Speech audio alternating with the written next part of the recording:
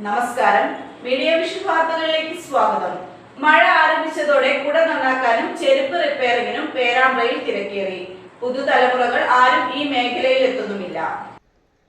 മഴക്കാലമായതോടെ അന്യം നിന്നു പോകുന്ന തൊഴിലുമായി പേരാമ്പ്രയിൽ നിന്നും ഒരു കാഴ്ച, ഒപ്പം ജീവിതമാർഗവും. മഴ തുടങ്ങിയതോടെ ചെരുപ്പ് റിപ്പയറും കുട റിപ്പയറും തകൃതിയായി.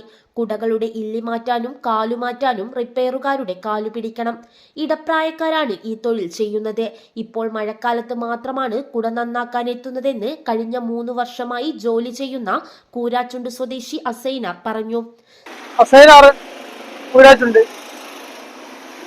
3 വർഷമായി തൊഴിൽ മേഖലയിൽ. 3 വർഷമായി.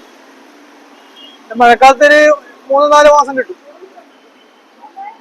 അത് കഴിഞ്ഞാൽ പിന്നെ ഉത്സവ പരിപാടി, ഉത്സവ കച്ചവടം, മോതിരത്തിൽ പേര് ചെയ്ത, കിച്ചണിൽ പേര് ചെയ്ത, കമ്മലിന്റെ പരിപാടി, അങ്ങനൊക്കെ ഉണ്ട്.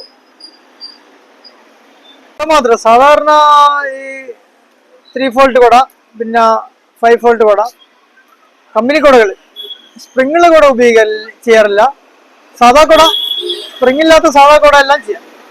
റിപ്പയർ ചെയ്യും. അതിന്റെ കാല് മാറ്റുക, ഇല്ലി മാറ്റുക,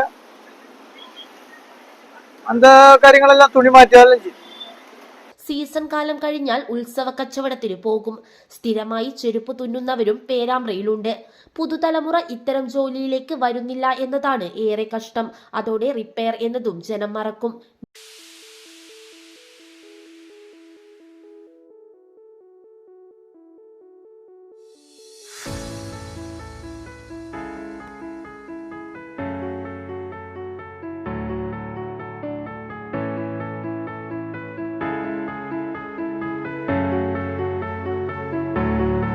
news bureau, media vision, Perambra.